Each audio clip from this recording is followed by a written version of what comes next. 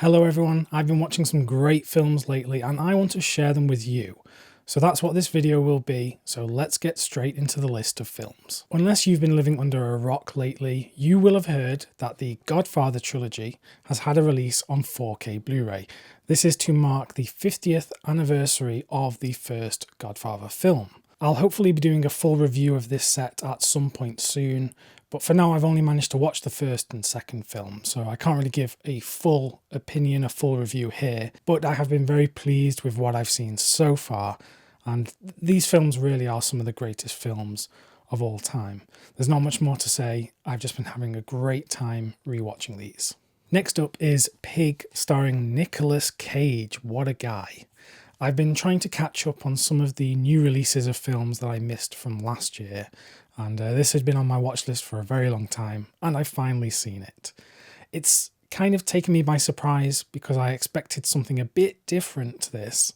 I thought it was going to be very John Wick style, tale of vengeance, but it's almost the antithesis of that. Nicolas Cage plays this truffle farmer who has this pig who can hunt for these truffles, and he's like the best pig at doing this. But the pig gets kidnapped and he then has to find out who's taken his pig and how can he get it back. It's definitely one of those films that I need to give another viewing to really get the most out of it. But from what I saw in this first viewing, I really enjoyed it. Something completely different now is Odd Couple. This is a Hong Kong martial arts film starring Sammo Hung and Lau Kar-wing. This has been released on this fantastic Blu-ray from Eureka Entertainment here in the UK, and I had an absolute blast with this film. I have to admit that I am not an expert on Hong Kong cinema and martial arts cinema, but it's something that I'm starting to dip my toe into a bit more lately, because we've been getting these fantastic releases from boutique labels like Eureka and 88 Films. So yes, it's an area of cinema that I want to become acquainted with more in the near future. But this is a great story about these two masters of martial arts.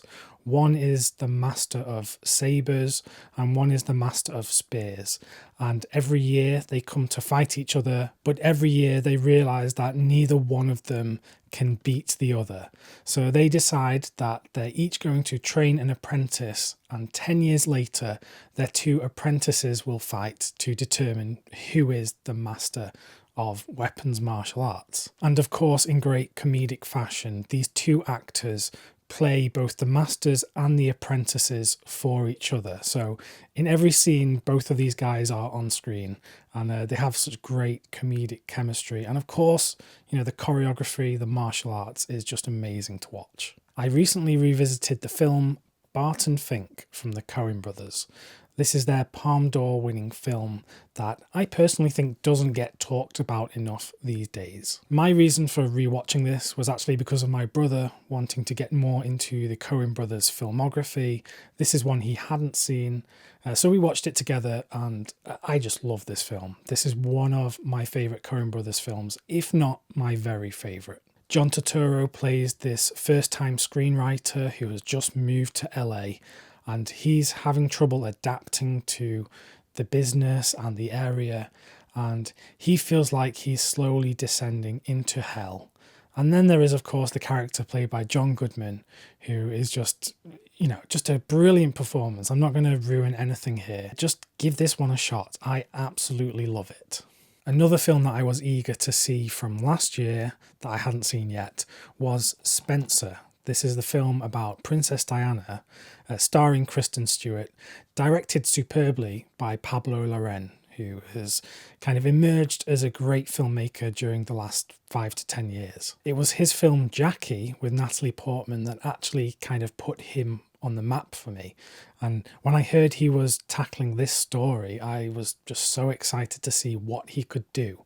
Because normally this is the kind of subject matter, a historical film about the royal family or a member of the royal family doesn't really strike me as all that interesting. But in the hands of him, this is just a superb film. Something I always take away from Pablo Larraín's films is he is a student of Stanley Kubrick. Like, you can see so many elements of The Shining, Barry Lyndon, Eyes Wide Shut in this film.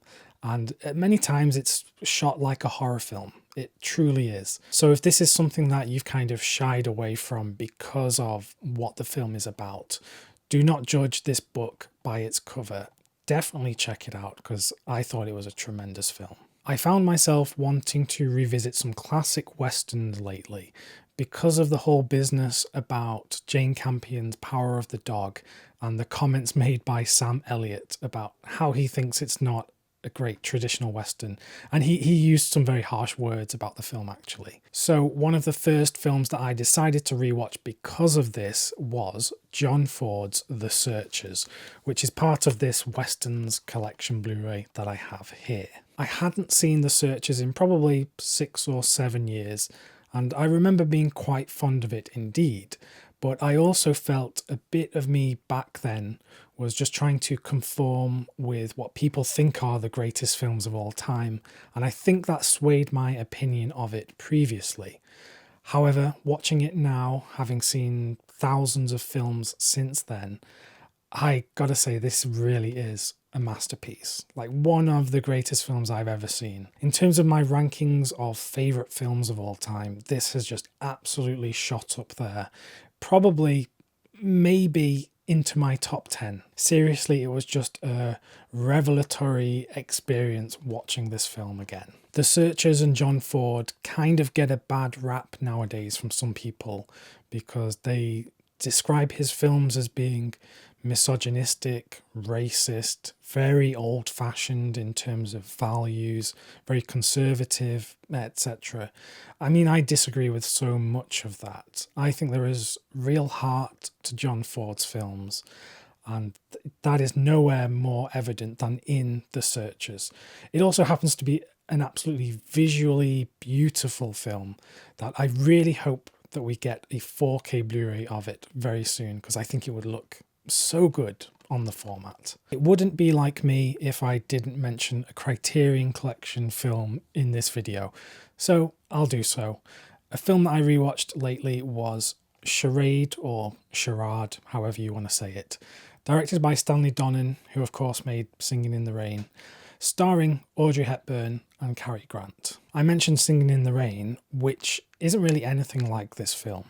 In fact, this film is often described as the most Alfred Hitchcock film never made by Alfred Hitchcock. It is basically a Hitchcock thriller, but what an enjoyable one. You have such chemistry between Grant and Hepburn, brilliant design to the sets and costumes and everything, and a story that just goes in so many different directions that it kind of has you second guessing here and there.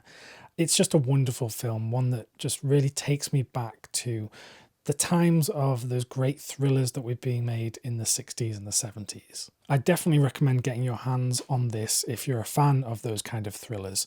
And this is available in the UK on a Region B Criterion as well. So most people should be able to get their hands on this pretty easily. So that was just a quick look at what I'd been watching and enjoying lately. I hope you've enjoyed this video. If you have, please subscribe to the channel. It would really help me out because it actually helps YouTube then push my videos out to more people. So that's a good thing. And if you can help me out, that would be great. I'll be back with more videos very soon. So until then, stay well and keep watching great films.